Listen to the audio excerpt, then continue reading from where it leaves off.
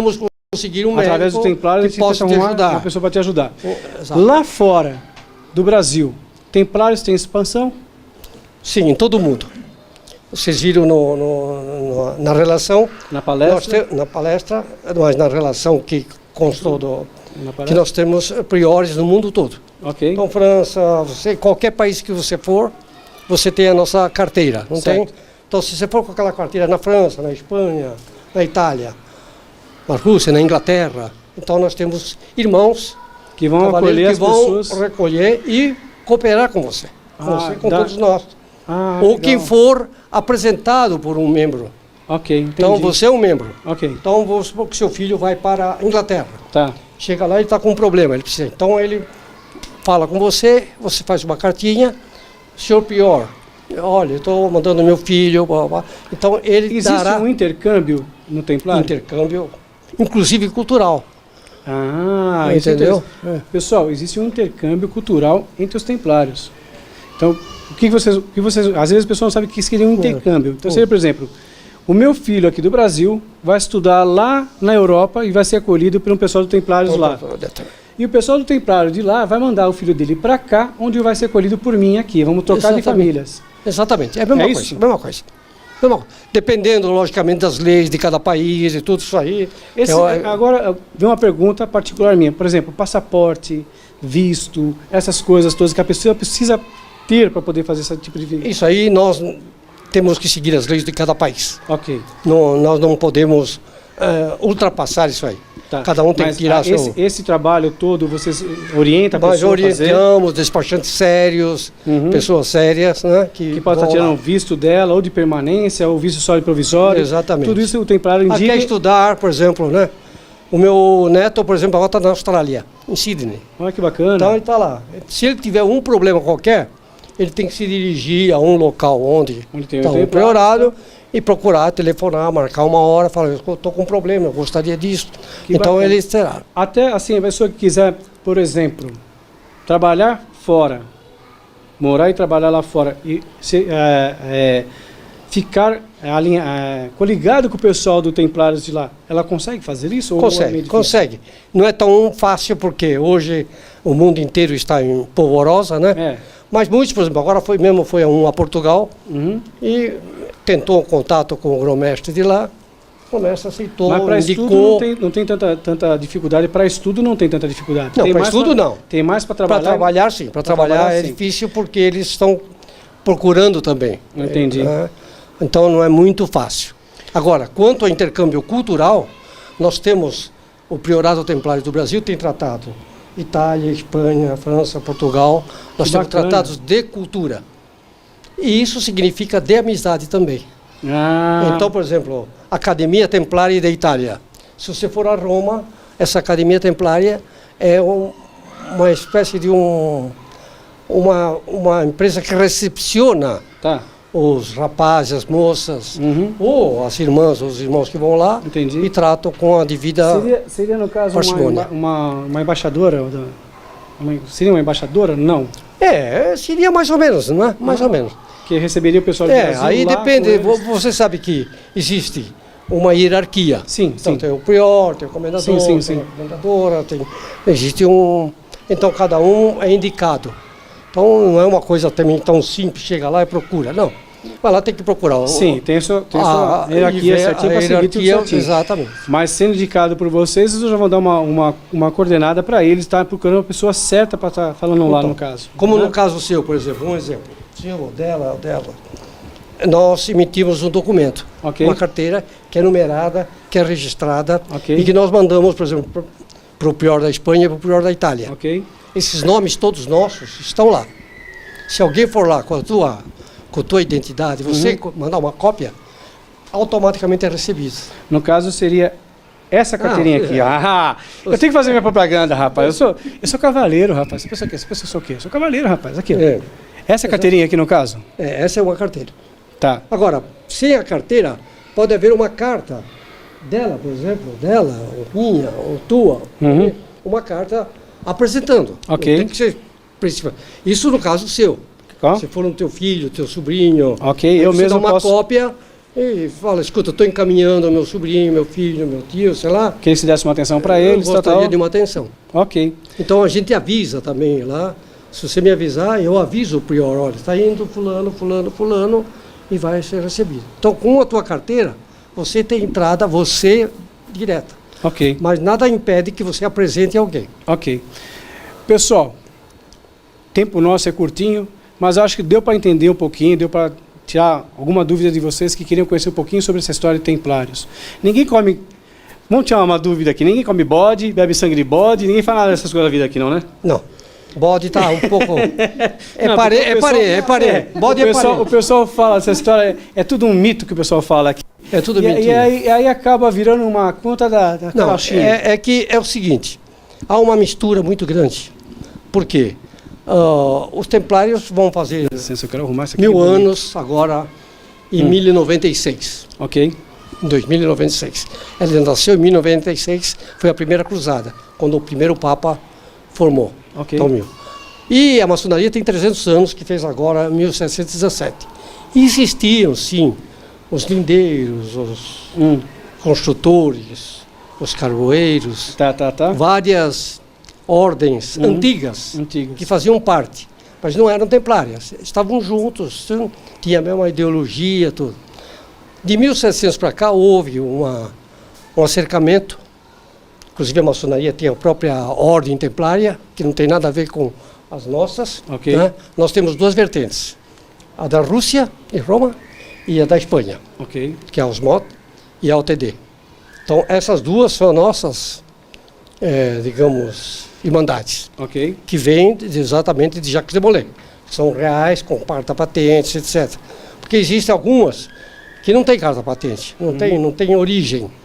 Entendeu? Então, isso é outra coisa, precisa tomar muito cuidado. Certo. Porque existe muita ordem, de tanto maçônica como templária, como espírita, como até católica. Hoje está cheio de igreja católica, apostólica, do Cambuci. Sim, Então, não está sendo misturado nem maçonaria, nem templários. A maçonaria tem a ordem templárias dele e tem o templários nosso aqui. perfeitamente. E esse templário nosso aqui hoje, você me está me mostrando aqui agora, que você comentou numa palestra, na palestra hoje, sobre uma hierarquia. E eu tenho um quadro ali atrás que eu gostaria, vou pedir licença para as meninas agora, por favor, para os cavaleiros também agora, que agora eu vou pegar a atenção do Davi aqui um minutinho, para me explicar o que seria essa hierarquia aqui hoje nesse quadro. Exatamente. O que eu tentei explicar antes é o seguinte. O nosso grupo, OTD, vem de duas hierarquias. Uma vem da Rússia, da Itália e da Rússia, que é o príncipe Antônio Tibério Dobrynia, que é o grão-mestre geral, aquele de lá à esquerda. Ok. E o da direita, que é o grão-mestre geral da Espanha, o Nicolau, que é da OSMTH, que é Smot Tite Porcat. Tá, o do meio é o selo internacional da Ordem Templária, que toda a OSMTH, a OSTJ usam esse símbolo. É um símbolo só universal. Tá. Onde agrega esses dois embaixo. Yes. Depois vem agora o Brasil. O Brasil nós temos os dois brasões, Okay. OTD e da Cruz Templária. Ok. Hã? E embaixo vem essas marcas. Aí depois vem a ordem, o que é? Eu sou o prior Davi Caparelli dessas ordens, certo? Okay. Vem daquela hierarquia. Todos os 4 escudos ali se porta a você.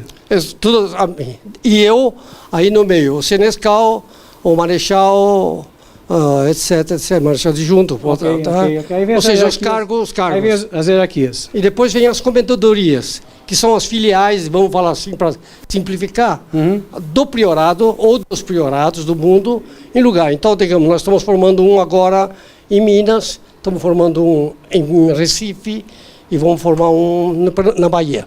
Tá, então, é uma Comendadoria Transfronteiras, que é em Foz do Iguaçu, em Pernambuco é Recife, no Rio e em Minas. Ok.